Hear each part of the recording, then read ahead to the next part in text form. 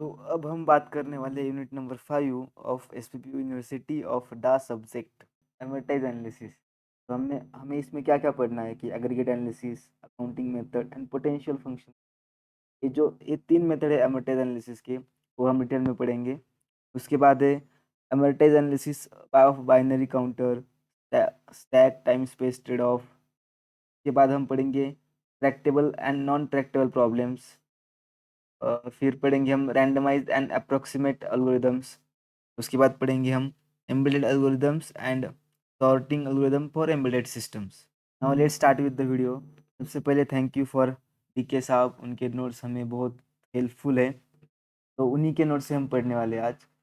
तो unit number 5 क्या है कि एमर्टाइज एनालिसिस। एमर्टाइज एनालिसिस क्या है कि use to measure the performance of algorithm in average case. हम एवरेज केस में एल्गोरिदम का परफॉर्मेंस मेजर करने के लिए एमर्टाइज एनालिसिस करते हैं। It measures the time and resources complexity of algorithm in context of computer program. And amortized analysis indicate that average sort of single operation is small if average of sequence of operation is obtained. Amortized analysis is particularly useful for algorithms where occasional expensive operations are offset by many cheap one.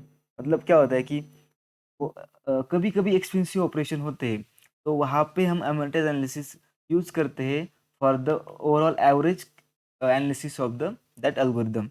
तो हम अगर example लेंगे तो क्या है कि एक dynamic अरे है, और तुम्हें पता है कि हम डायनामिक अरे में जब अरे फुल होता है तो उसकी साइज डबल होती है। तो while resizing the array in an expensive is an expensive operation and it doesn't happen frequently. तो जब अरे फुल होगा, जब हम अरे में इंसर्शन करके एलिमेंट्स अरे की साइज फुल होगी, तभी हम अरे की साइज को हम डबल करेंगे। और वो एक एक्सपेंसिव ऑपरेशन होता है क्योंकि हम उसका अरे का डुप्लीकेट बनाते हैं और उसमें फिर से एलिमेंट इंसर्ट करते हैं, तो एक एक्सपेंसिव प्रोसेस है। लेकिन ये होती कब है? After the certain time of period, certain time of insertions that happens in an array. So इस एक्सपेंसिव प्रोसेस की वजह से हमारा overall operation of adding elements in an अरे बढ़ता नहीं है, बल्कि ओमेगा ऑफ 1 ही रहता है। ठीक है। So amortized analysis shows that the average cost per insertion is still omega of 1 even through the resizing takes omega of n. ठीक है। So this is because cost of resizing is spread over but all previous insertions. कि हमने वो number of N times, हमने जब input हम add करेंगे तभी वो और एक फुल हो जाएगा ना। तो हम एवरेज निकालेंगे, नंबर ऑफ ऑपरेशंस से डिवाइड करेंगे, तो फिर से वो ओमेगा ऑफ 1 ही आएगा। तो हमें देखने हैं तीन मेथड्स ऑफ एमर्टाइज एनालिसिस। उसमें सबसे फर्स्ट मेथड है एग्रीगेट मेथड और एग्रीगेट एनालिसिस। तो इसमें क्या होता है कि aggregate analysis assign the same some cost to all the operations in algorithm even if they have the different cost. So it calculates the total cost of the sequence of operations, then find the average cost per operations. कि total cost of, हम एक total cost of operations find करेंगे और उसके बाद फिर हम average cost find करेंगे। तो aggregate analysis find the upper bound of cost P of n operations and then calculate amortized cost as an average of that is Tn of divided by n. So for example consider stack supports push, जो push operation होता है adding an element, pop होता है जो removing top elements, and one more function हम लेंगे यहाँ पे कि जो मल्टी पॉप ऑपरेशन।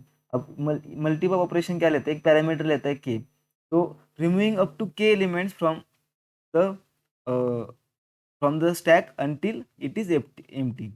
तो एम्प्टी होने से पहले हम कुछ के एलिमेंट्स बल्क में पॉप करेंगे, उसको मल्टीपॉप ऑपरेशन बोलते हैं। तो let's analyse the sequence of n of push pop and multipop operations done on the stack.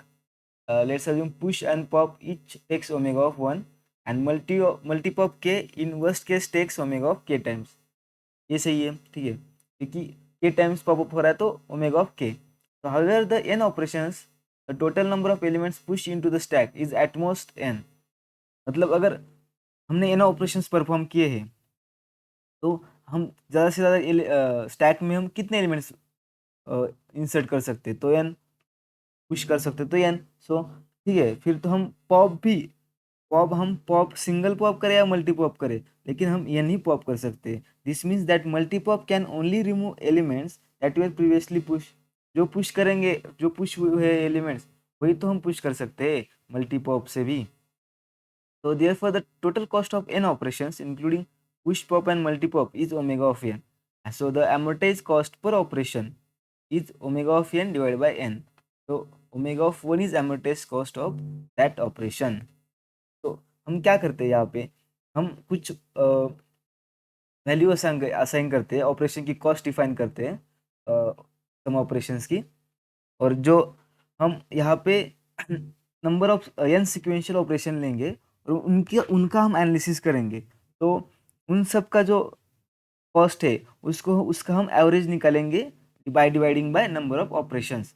तो हमारे पास मिल जाएगा amortise cost per operation, that is omega of N divide by N, that is omega of 1।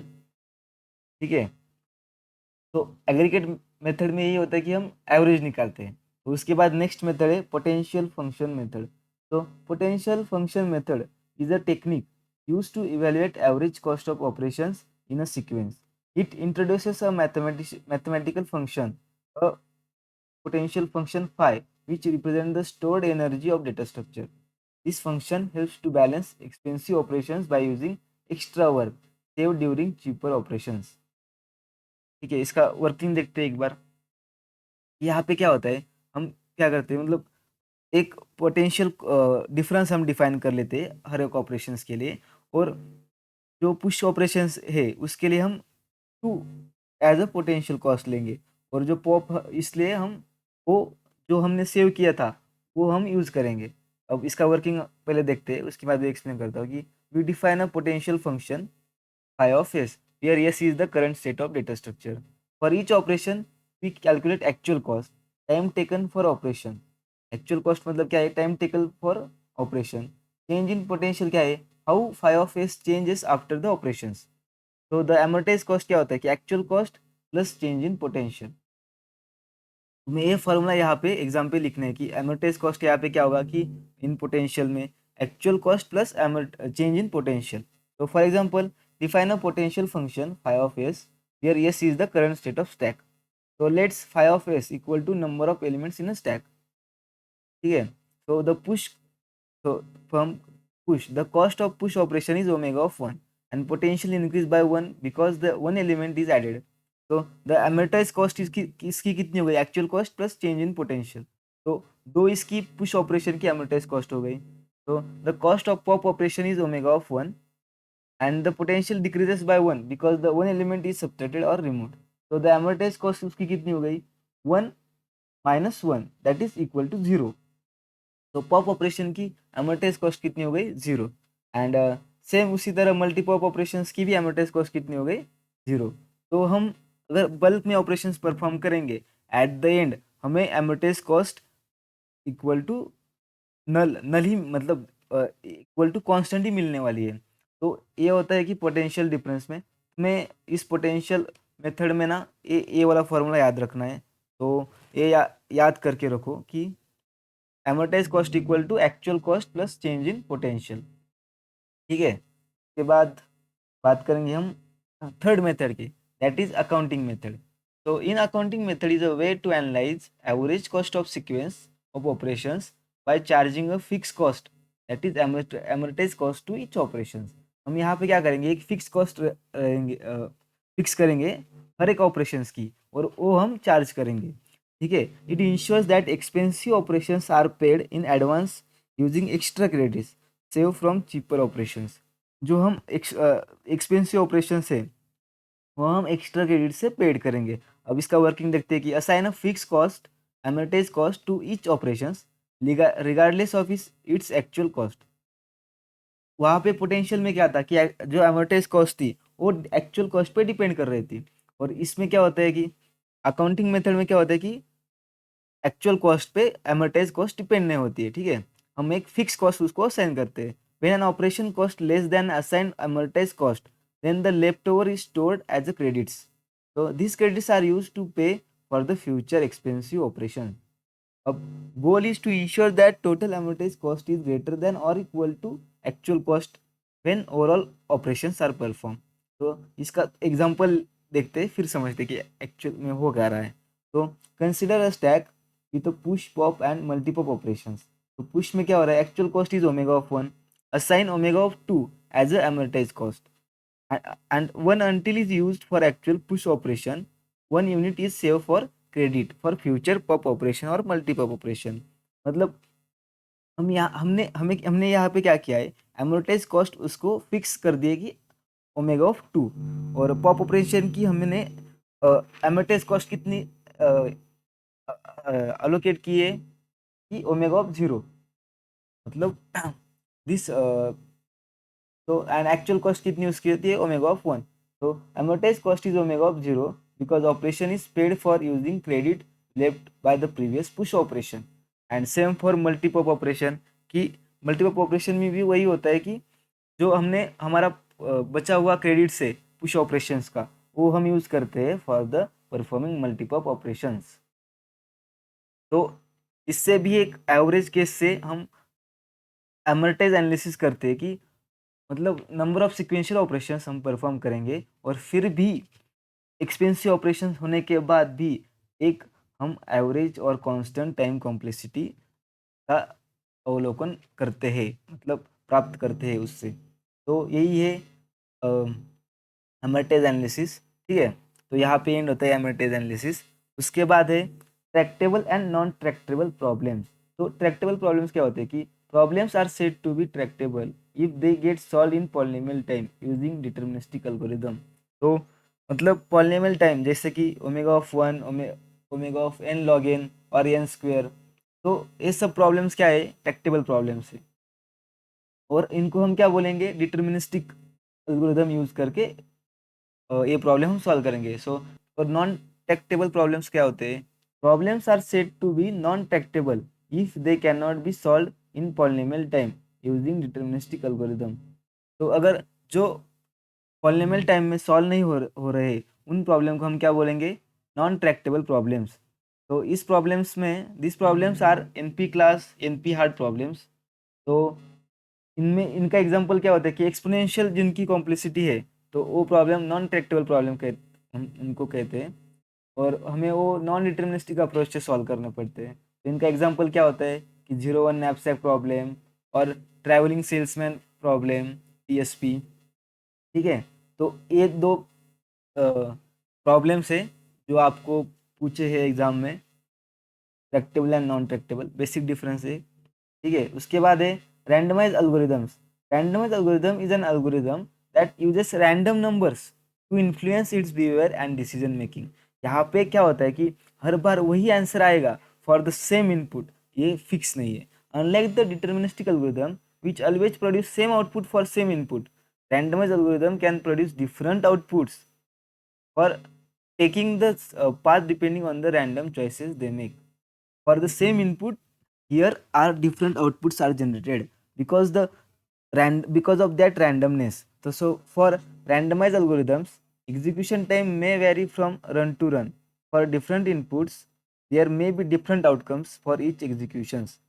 So for same input there may be different outcome for each execution, same point लिखा है। तो यहाँ पे टाइप्स क्या होते हैं randomise algorithms के। तो फर्स्ट है Las Vegas algorithm. This algorithm always produce a correct result but may be take different amount of time depending on the random choices.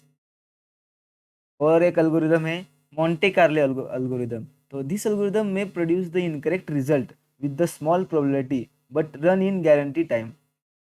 तो ये तुम्हें एग्जांपल याद रखने हैं। तो reasons for using randomise algorithm, क्या रीजंस है रैंडमाइज एल्गोरिदम यूज करने के लिए, कि randomized algorithm are often simpler and more elegant than deterministic algorithm.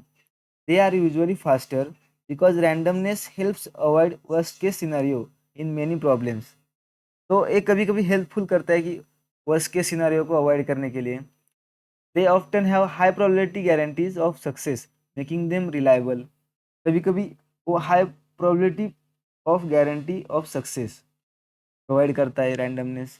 ठीक है, they are well suited for problems where input is unpredictable और when structure of problem is unclear. तो example क्या है इसका, example of randomized algorithm is randomized quick sort where Pivot elements is chosen randomly instead of using fixed position like first or last element. तो ये होता है कि randomness of randomized algorithm, मतलब कि रैंडम वैल्यू चेंज चूज करना और sorting में। तो उसका एग्जांपल, तुम्हें ये दो एग्जांपल याद रखनी है कि लास Vegas algorithm and Monte Carlo algorithm. Las Vegas में क्या होता है कि से सेम रिजल्ट आता है लेकिन टाइम डिफरेंट होता है, और मोंटे कार्लो में सेम टाइम आता है लेकिन कभी कभी टाइम रिजल्ट डिफरेंट हो सकता है या गलत हो सकता है। ठीक है। उसके बाद एल्गोरिदम का टाइप है approximation algorithm. An approximation algorithm is a type of algorithm use to solve optimisation problem that require minimizing and maximizing the value. When finding exact solution is too expensive or impossible in polynomial time, approximation algorithm provides solution that is close to optimal one and reasonable time. क्या है कि when finding an exact solution is too expensive or impossible in polynomial time, approximation algorithm provides a solution that is close to optimal one in a reasonable time. मतलब हम approximation algorithm कब use करते हैं कि हमें fix solution नहीं मिल रहा है, तो अब हम क्या करते हैं कि अप्रोक्सीमेशन एल्गोरिदम यूज करते हैं कि वो पॉसिबल ऑप्टिमल सोल्यूशन मिल जाए उससे। तो approximation algorithm are often associated with the NP hard problems because it is very difficult to get an efficient polynomial in an efficient polynomial time. For approximation algorithm हम कहाँ use करते हैं कि NP hard problems में। So we start with inaccurate data, hence optimization may be good as optimal solution. हम approximation algorithm solve करते हुए क्या करते हैं? We start with inaccurate data, hence optimization may be good as optimal solution. Hence approximation algorithm are based on an heuristic searches, that is proceeding to solution by trial and error method. Approximation algorithm का analysis करने के लिए हम क्या use कर check करते हैं कि approximation ratio. So the quality of approximation algorithm is measured by its approximation ratio. It is given by r equal to a by o for minimising problem and r equal to o by a for maximising problem. Here a is the value of approximate solution and o is the value of optimal solution. तो minimize करने के लिए हम क्या करते हैं? Approximate solution divide by optimal solution, and for maximizing हम क्या करते हैं? Optimal solution divide by approximate solution. तो the smaller approximation ratio for minimization or the larger it is the for maximization better the algorithm. So various approximation algorithm can be classified on the basis of approximation ratio, such as constant factor approximation algorithm. These algorithms provide the solution with fixed ratio of r equal to 2 और r equal to 3. अगर r equal to 2 और 3 है तो उसको हम क्या बोलेंगे? constant factor approximation algorithm. उसके बाद आता है logarithmic factor approximation algorithm. This the approximation ratio grows logarithmically with the size of input. जो इनपुट के साथ लॉगरिथमिकली इंक्रीज हो रहा है उसको हम क्या बोलेंगे? Logarithmic factor approximation algorithm. उसके बाद है fully polynomial time and time approximation scheme, FPTAS. These are the faster than PAS with the time complexity. Polynomial in both the input size और 1 by E where E is the error margin. ठीक है, ये होता है कि approximation algorithm. और उसके बाद है embedded algorithms. Embedded algorithm refer to set of instructions और computation specifically design to run on embedded system. Embedded system जैसे कंप्यूटर सिस्टम या स्मार्टफोन या होम एप्लायंसेस, उस पर जो एम्बेडेड एल्गोरिथम यूज होते हैं उनको हम क्या बोलते हैं? Embedded algorithm. या जो सेट ऑफ इंस्ट्रक्शन हम उन पर परफॉर्म करते हैं उनको बोलते हैं एम्बेडेड एल्गोरिथम्स। तो this algorithms are tailor to work with in the constant constraint of embedded systems. Like अब एम्बेडेड सिस्टम के कंस्ट्रेंट क्या होते हैं कि limited power, limited memory, processing power less होनी चाहिए, एनर्जी कंजम्पशन लेस होना चाहिए। तो ये कंस्ट्रेंट याद में रखते हुए जो एल्गोरिथम हम डिजाइन करते हैं उनको हम क्या बोलते हैं? Embedded algorithms. These algorithms are crucial for ensuring real-time performance, reliability, efficiency in devices. तो ये इंश्योर करते हैं all these factors. So embedded system scheduling using power optimized scheduling algorithm. तो एम्बेडेड सिस्टम शेड्यूलिंग क्या है कि पावर का optimisation करने वाला एल्गोरिदम जो है उसको हम क्या बोलेंगे, एम्बेडेड सिस्टम शेड्यूलिंग. तो in embedded system scheduling is the process of determining the order in which task are executed, specially when multiple task share limited resources like processors और पावर सप्लाई. अब embedded system में limited source of processors होते हैं या power supply होते हैं, तो हमें यहाँ पे इन ऑर्डर में टास्क परफॉर्म करना पड़ता है. तो यही होता है कि यही होता है एम्बेडेड सिस्टम शेड्यूलिंग. तो proper scheduling ensure timely execution of task, optimal resources utilization and energy efficiency. तो proper optimization is a critical aspect of embedding systems because they are often operates on limited energy source like batteries. We have fixed battery size which is low, so we have to perform operations in such a way that is efficient and uses less energy and fully optimized. ठीक है. So the power optimized scheduling algorithm aims to reduce the energy consumption while maintaining the system performance and meeting deadlines for the task execution. मतलब नाम में ही लिखा है कि power optimisation problem है, scheduling algorithm है. तो हमें जो पावर को इफिशिएंटली ऑप्टिमाइज करके यूज करना है. ठीक है. Principle of power optimize scheduling क्या है, dynamic voltage and frequency scaling DVFS adjust the processor's voltage and clock frequency based on task requirement. Lowering the frequency reduces the power consumption.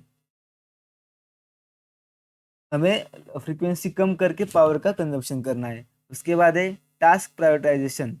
Critical task are executed first while non essential task may be delayed और skipped. जो हमें क्या करना है, task को priority देनी है और जो इम्पोर्टेंट टास्क है वो हमें फर्स्ट परफॉर्म करना है, और जो डिले या स्किप कर सकते हैं वो हम स्किप करेंगे क्योंकि हमें पावर सेव करनी है.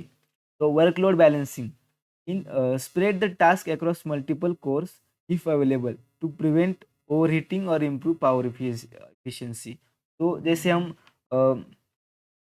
वर्कलोड बैलेंसर यूज करते हैं, तो वैसे यहाँ पे भी होता है कि कुछ अलग थ्रेड को वो टास्क सौंप दिया जाए और उससे वो परफॉर्म किया जाए. ठीक है. तो यही होता है पावर ऑप्टिमाइजेशन शेड्यूलिंग इन एम्बेडेड सिस्टम्स. उसके बाद है best sorting algorithm for embedded systems.